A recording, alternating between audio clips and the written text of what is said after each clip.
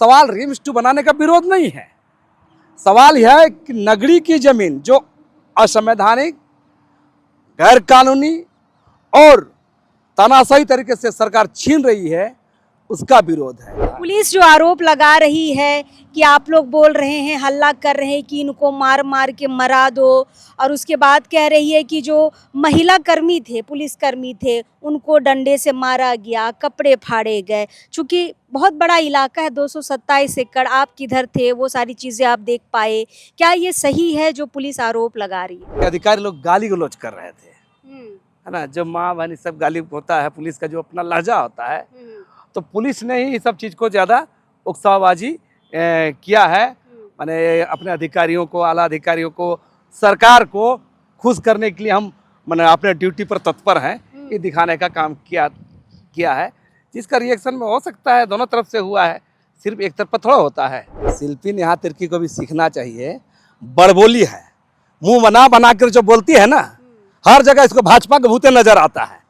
मतलब जहाँ कुछ होता है आदिवासी लड़ेगा तो वहाँ भाजपा के भूत नजर आए। ये बाप बेटी दोनों का मामला है। गुरुजी का जो मुखौटा है, आप लोग पहन के यहाँ क्यों आए थे? देखिए, आप राजनीति कर रहे हैं। इसलिए पहना कि 2012 में शिबू सोरेन जी यहाँ पर आके यहाँ के किसानों को, नगरी के आदिवासियों को आह्वान किए थे। लेकिन सरकार कह रही है कि 1957 या 56-57 में हमने अधिग्रहण किया है, फिर आप लोग बोलते हैं लूट रही है। एक नहीं, इसके सरकार के खिलाफ में, इस जमीन लूट के खिलाफ में एक नहीं, दसियों सबूत मिल दिए, हम गिना देंगे।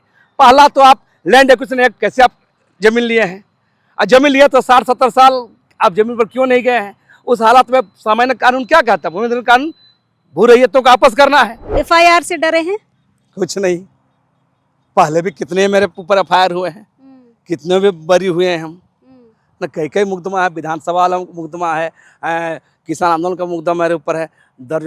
ये हम लोग मुकदमा 35-40 साल से झेल रहे हैं। मुख्यमंत्री अनुकंपा वाला है, इरफान अनुकंपा वाला है, और वो है और मंत्री हफीजुद्दीन, वो भी एक है, शिल्पी भी है, ये अनुदान वाला। तो अनुदान वाला लोगों को ज़्यादा दर्द नहीं जाने, झारखंड का दर्द इन लोगों को महसूस नहीं होगा। अब इस वक्त हम राजधानी रांची के काके नगड़ी इलाके में हैं। काके नगड़ी का जो इलाका है, 24 अगस्त को रणभूमि में तब्दील हो चुका था। आदिवासी और पुलिस के बीच यहाँ पर हिंसक झड़प हुई थी, लाठीचार्ज हुआ, उसके बाद आंसू गैस के गोले छोड़े गए। मामला बस इतना था कि आदिवासी संगठनों ने, नगरी के ग्रामीणों ने हल जोतो रोपा रोपो कार्यक्रम यहाँ पर निर्धारित किया था, जिसके तहत यहाँ पर रिम्स 2 प्रस्तावित जो 227 एकड़ ज़मीन है, उस पर यहाँ पर रोपा रोपना था। ये जो ज़मीन आप मेरे पीछे देख रहे हैं, ये 227 एकड़ की वही ज़मीन है जहाँ पर रिम्स 2 बनना तय हुआ है। सरकार ये कहती है कि हमने अधिग्रहण किया है, और यहाँ के रैयत कहते हैं कि कोई अधिग्रहण नहीं हुआ है, ना ही कोई मुआवजा लिया गया है। सरकार इस बारे में अगर हम सवाल करते हैं तो सरकार अभी तक कोई सरकारी दस्तावेज सामने नहीं ला पाई है, लेकिन हाँ, कब्जा ज़रूर यहाँ पर कर लिया गया था। अब इस तरफ देखेंगे तो इस तरफ तार के घेरे कर दिए गए थे सरकार के द्वारा, प्रशासन के द्वारा। यहाँ पर कंटीली तार लगाए गए थे, जो 24 अगस्त को जो आदिवासी समाज यहाँ पर आया था, उन्होंने सारे पोल को, सारे तार को यहाँ पर उखाड़ के फेंक दिया था। और यहाँ पर देखिए, कई यहाँ पर बोर्ड लगाए गए हैं। यहाँ पर आप देख सकते हैं तस्वीरों में, हरवा तो जोतो ना यार, कैसे बचेगा क्वेश्चन मार्क। और ये निवेदक है नगरी जमीन बचाओ संघर्ष समिति का। ये पूरे 227 एकड़ में ऐसे बैनर, पोस्टर, सरना झंडा, आदिवासी जन परिषद का झंडा यहाँ पर आप देख सकते हैं। ये पूरे 227 एकड़ ज़मीन में आपको देखने को मिल जाएगा। खास बात यह है कि सरकार ने बकायदा एक दिन का पूरा समय लिया, यानी कि 24 तारीख की घटना है, 25 तारीख का पूरा समय लिया। और देखिए, 26 तारीख की सुबह आज अखबारों में आता है कि उस मामले में, यानी कि हल जोतो रोपा रोपो कार्यक्रम के तहत जो पुलिस और ग्रामीणों के बीच मुठभेड़ हुई थी, आप कह सकते हैं झड़प हुई थी, लाठीचार्ज हुआ था, और उसमें ये कहा गया कि ADM सहित 10 पुलिसकर्मी और 12 लोग घायल हुए हैं। उसके तहत देखिए, टोटल अखबारों के माध्यम से हम कहें तो 71 लोगों पर नेम्ड एफआईआर हुआ है, लेकिन एफआईआर जब हमने देखा तो वहां पर 85 लोगों का नामजद एफआईआर हुआ है। फिलहाल वहां पर कई गंभीर आरोप पुलिस ने ग्रामीणों पर लगाया है कि कुछ ऐसे शब्द वहाँ पे यूज़ किए हैं कि इनको मार मार के मरा देना है और पूरी नगरी की धरती को लाल कर देना है, और जो 2 महिला पुलिसकर्मी थी उनको मारा गया, उनके कपड़े फाड़े गए। कई आरोप है, इन पर हम बातचीत करने के लिए आए हैं और हमारे साथ आंदोलनकारी यानी कि नगरी आंदोलनकारी लक्ष्मी नारायण मुंडा है। इन पर भी एफआईआर हुआ है। बातचीत करते हैं कि पुलिस जो आरोप लगा रही है, किस तरीके का बयानबाजी हुआ है, मारो काटो की बात यहाँ पर हुई है, महिलाओं के कपड़े फाड़े गए हैं पुलिसकर्मियों के, क्या ये ऐसा हुआ था, क्या कुछ कहेंगे? चलिए दादा जोहार। जोहार। आपने एफआईआर देखा? हम देखे हैं एफआईआर, पढ़ा। पुलिस जो आरोप लगा रही है कि आप लोग बोल रहे हैं, हल्ला कर रहे हैं कि इनको मार मार के मरा दो, और उसके बाद कह रही है कि जो महिला कर्मी थे, पुलिसकर्मी थे, उनको डंडे से मारा गया, कपड़े फाड़े गए। चूँकि बहुत बड़ा इलाका है, 227 एकड़, आप किधर थे, वो सारी चीज़ें आप देख पाए। क्या ये सही है जो पुलिस आरोप लगा रही है? देखिए, पुलिस जितने भी आरोप लगा रही है वहाँ मैं प्रत्यक्षदर्शी तो नहीं था, इसलिए इसमें कितने सच्चाई है ये बात की बात है। लेकिन ये हमने ज़रूर सुना है कि उकसावाबाजी का काम, गाली गलौज का काम पुलिस पदाधिकारियों के द्वारा किया जा रहा था, और इसीलिए कई जगह रिएक्शन में धरपकड़ मारपीट हुआ है, जैसा लोगों ने बताया है। लेकिन ये घटना को बोलेंगे कि ये जानबूझ के प्रशासन भी उकसाने का काम किया है। उकसाना में क्या किया गया? जैसे लोग बोल रहे थे, तय कार्यक्रम के तहत लोग जुट रहे थे, तो उस समय जमीन के आसपास जा रहे थे तो पुलिस के अधिकारी लोग गाली गलौज कर रहे थे, है ना। जो माँ बहनी सब गाली होता है, पुलिस का जो अपना लहजा होता है, तो पुलिस ने ही सब चीज़ को ज़्यादा उकसावाबाजी किया है। माने अपने अधिकारियों को, आला अधिकारियों को, सरकार को खुश करने के लिए हम माने अपने ड्यूटी पर तत्पर हैं, ये दिखाने का काम किया है, जिसका रिएक्शन में हो सकता है दोनों तरफ से हुआ है, सिर्फ एक तरफ थोड़ा होता है। लेकिन ये तो तय था, हम भी ये मान रहे थे कि अगर ग्रामीण यहाँ चढ़ते हैं तो एफआईआर तो होगा ही। ये पहले से भी होता आ रहा है, हर आंदोलन में होता आ रहा है। और इसमें तो पहला बात हम कहेंगे, रिम्स 2 के निर्माण में सरकार अवैध, गैर कानूनी, असंवैधानिक तौर तरीका अपना रही है और गुंडाई कर रही है। हम इस बात को इसलिए बार बार कह रहे हैं। भाई, बहुत लोग इसको प्रचारित किया जा रहा है कि लोग रिम्स 2 बनाने का विरोध करता है।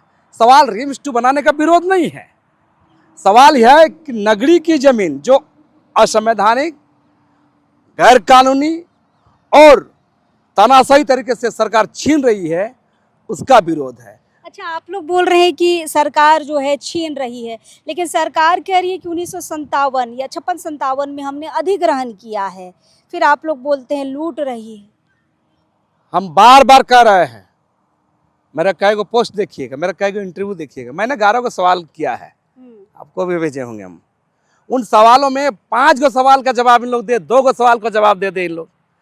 जैसे इन लोग कह रहा है कि जो बात जो आमतौर पर इन लोग से बोला जाता है कि 1957-58 में ये जमीन एक्वायर किया गया है, दावा किया गया था। हम मान रहे 1957-58 में देश आज़ाद हो गया था, भारत का संविधान बन गया था। जब भारत का संविधान 1950 में बन गया तो 5वीं अनुसूची भी चिन्हित किया गया था। तो 5वीं अनुसूची में आप कैसे जमीन एक्वायर करिएगा?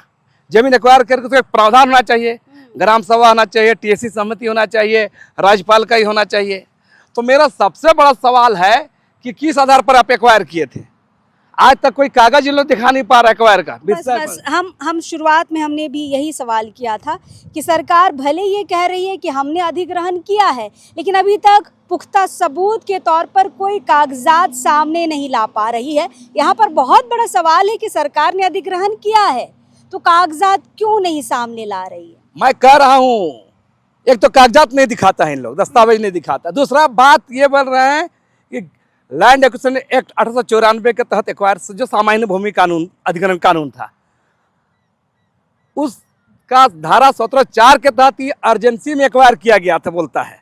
तो मेरा क्या अर्जेंसी होता है, 70 साल अर्जेंसी होता है। मैं एक नहीं, इसके सरकार के खिलाफ में, इस जमीन लूट के खिलाफ में एक नहीं दसियों सबूत मिल दिए, हम गिना देंगे। पहला तो आप लैंड एक्विजिशन एक्ट, कैसे आप जमीन लिए हैं, और जमीन लिए तो 60-70 साल आप जमीन पर क्यों नहीं गए हैं। उस हालत में सामान्य कानून क्या कहता है, भूमि अधिग्रहण कानून भू रैयतों को वापस करना है। और दूसरा CNT एक्ट का धारा 50 में भी तो उल्लेख है, तो आप उसमें करना है। भूमि अधिग्रहण कानून का 1967 में अध्यादेश आया था, उसमें भी था वापस करने की बात थी। तो मेरा क्या इतने सारे चीज कहाँ चला गया, और जिन उद्देश्यों के लिए थे उस उद्देश्यों की पूर्ति नहीं हो रही है। तो हम सरकार को बोल रहे हैं कि ये लंगटाई में उतर आई है, गुंडागर्दी में उतर आई है, ये केस मुद्दा करके ये डरवाना चाहती है। बेशक ताकत दिखा के लूट के कुछ कर लेंगे, लेकिन हमारा कहना है कि आप जिस अबुआ राज का, जिस संविधान बचाने का, जिस लोकतंत्र बचाने का ये झारखंड मुक्ति मोर्चा कांग्रेस के लोग करते हैं ना, वो कहाँ खड़े हैं इस पर मूल्यांकन करें। और मैं कह रहा हूँ, मैं तो यहाँ नहीं बोला हूँ, 2012 में झारखंड मुक्ति मोर्चा भाजपा आशु गठबंधन सरकार थी, अर्जुन राम मुख्यमंत्री थे, हेमंत सोरेन डिप्टी CM थे, सुदेश महतो डिप्टी CM थे। मेरा कहना है कि तीनों सरकार में महत्वपूर्ण अंग में थे। तो 2011-12 में लोग एफिडेविट क्यों दिया, हलफनामा, कि ये कृषि योग्य जमीन नहीं है। कोई अंधा आदमी भी आकर देख सकता है कि कृषि योग्य जमीन है। तो मेरा कहना है कि इस मामले में टेस्ट करा ले ना, यहाँ की जो मिट्टी है इसका टेस्ट करा ले कि उपजाऊ जमीन है कि बंजर जमीन है। देखिए इसमें सब नंगा हो चुके हैं। हम कल देख रहे थे, सुदेश महतो का बयान था कि आदिवासी पर चोट किया जा रहा है। तो पर हम उसमें सरकार में थे, हेमंत सोरेन सरकार में थे। और सबसे बड़ा बात, दिसुम गुरु शिव, हम लक्ष्मी मुंडा के नहीं बोले थे 2012 में नगरी में आकर के, दिसुम गुरु शिबू सोरेन जो एक आंदोलन, एक आवाज, एक अधिकार की बात का प्रतीक है, वो आके बोले कि जोतो यार, आज उसका बेटा मुख्यमंत्री है, थोड़ा लाज शर्म थोड़े है। इस कर्म कांड कर ले, बाल मुंडन कर ले, श्राद्ध कर्म करने से नहीं चलेगा हेमंत सोरेन को। हेमंत सोरेन सही मामले में अगर बाप के पद चिन्हों पर चलना चाहते हैं, उनके नीतियों का अमल करना चाहते हैं, उनके संकल्पों पर चलना चाहते हैं, तो बाप का जो वचन है उसको भी निभाने की ओर बढ़ना चाहिए। लक्ष्मीदा कल सदन के बाहर मीडिया से साक्षात्कार कर रही थी मंत्री शिल्पी नेहा तिर्की, कृषि मंत्री जो हैं, उनका कहना है कि गुरुजी का जो मुखौटा है आप लोग पहन के यहाँ क्यों आए थे। देखिए, आप राजनीति कर रहे हैं। देखिए ये बता रहे हैं ना, मेरा भाषा खराब ना हो जाए, हम बता रहे हैं। आप तो आए थे ना मुखौटा पहन के। मेरा कहना है शिल्पी नेहा तिर्की को भी सीखना चाहिए। बड़बोली है, मुंह बना कर जो बोलती है ना, हर जगह इसको भाजपा का भूत नजर आता है। मतलब जहां कुछ होता है आदिवासी लड़ेगा तो वहां भाजपा का भूत नजर आए। ये बाप बेटी दोनों का मामला है, बंधु का भी यही मामला है ना, उसका बेटी का भी यही मामला है। सब जगह ये लोग भाजपा ही नजर आता है।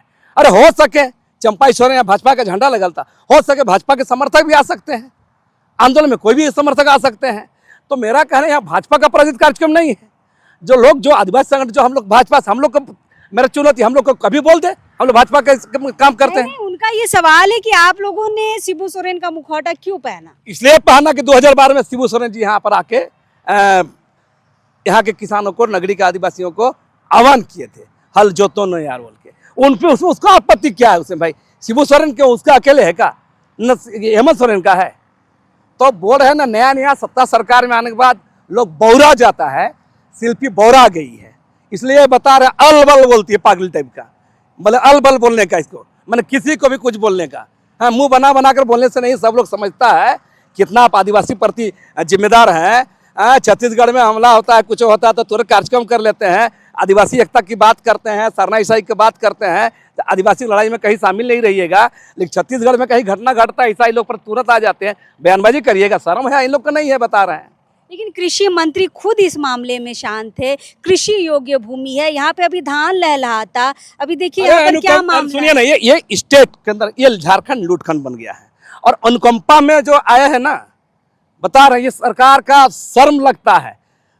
मुख्यमंत्री अनुकंपा वाला है, इरफान अनुकंपा वाला है, और वो है और मंत्री हफीजुद्दीन, वो भी एक है, शिल्पी भी है, ये अनुदान वाला। तो अनुदान वाला लोगों को ज़्यादा दर्द नहीं जाने, झारखंड का दर्द इन लोगों को महसूस नहीं होगा। अच्छा, इरफान अंसारी भी मीडिया में कह रहे थे कि नगड़ी आंदोलन में जो लोग 24 अगस्त को आए थे सब बाहरी लोग हैं, लेकिन एफआईआर में जो 85 लोगों का नाम है सारे लोग यहाँ के रैयत है और दूसरे लोग जो है सामाजिक संगठनों के लोग हैं। बाहरी कौन है दादा? देखिए ना, इरफान अंसारी को जिस संविधान का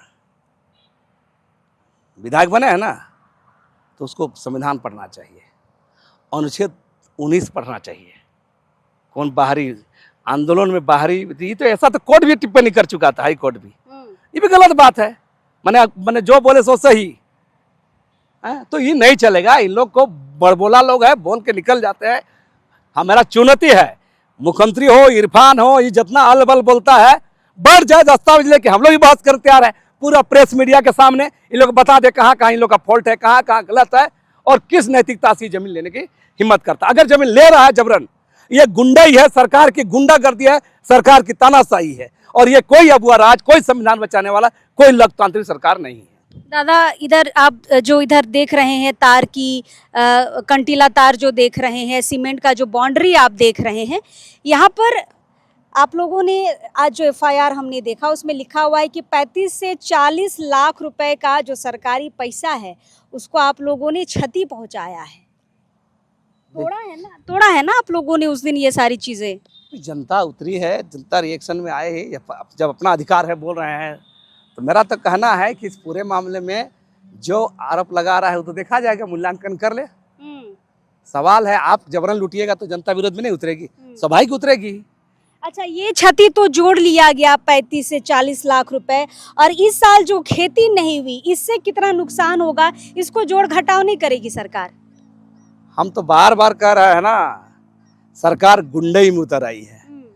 ये अबुआ राज, संविधान बचाने वाला, लोकतंत्र की बात करने वाला, बिहार में वोट अधिकार यात्रा कर रहे हैं लोग, यहाँ का मंत्री लोग जा जा करके, और अपने ही झारखंड में अबुआ राज के सपनों को, शिबू सोरेन के सपनों को मटिया मेट कर रहा है, लोकतांत्रिक अधिकारों को मटिया मेट कर रहा है, संविधान को यहाँ को चल रहा है, और संविधान बचाने की बात इन लोग करता है। बेशरम लोग है इन लोग, बता रहे हैं। अच्छा लक्ष्मीदा, एफआईआर तो हो चुका है, आपका नाम भी है, आपका नाम तो दो बार लिया गया है, विशेष व्यक्ति लग रहे हैं आप, सरकार के चहीते लग रहे हैं, दो बार नाम यूज हुआ है। आगे की क्या रणनीति है, क्या करना है?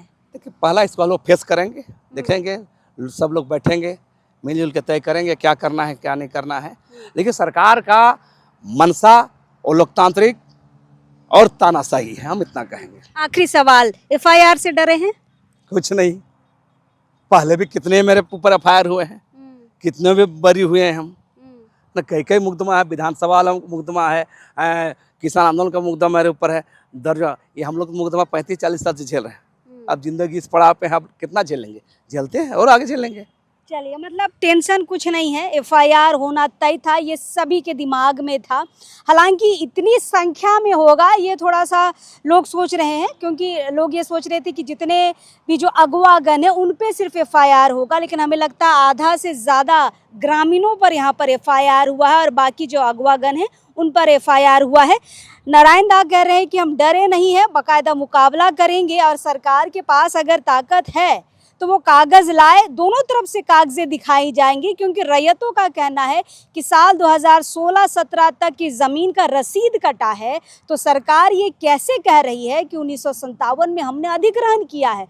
बहुत सारे सवाल है जिसका जवाब कहीं से नहीं मिल पा रहा है, लेकिन हाँ, एक ही व्यक्ति है जो इस सब का जवाब दे सकता है, और वो है सरकार। सरकार क्लियर कर दे कि अधिग्रहण कब हुआ था और हमने किस मकसद से लिया था, और इतने सालों तक हम चुप क्यों रहे, क्यों यहाँ पर कुछ कार्य नहीं हुआ, सारी चीज़ों का जवाब देंगे तो हमें लगता है ये नगड़ी वाला मसला ठीक हो जाएगा, कहीं ना कहीं एक मुकाम पर पहुंच जाएगा।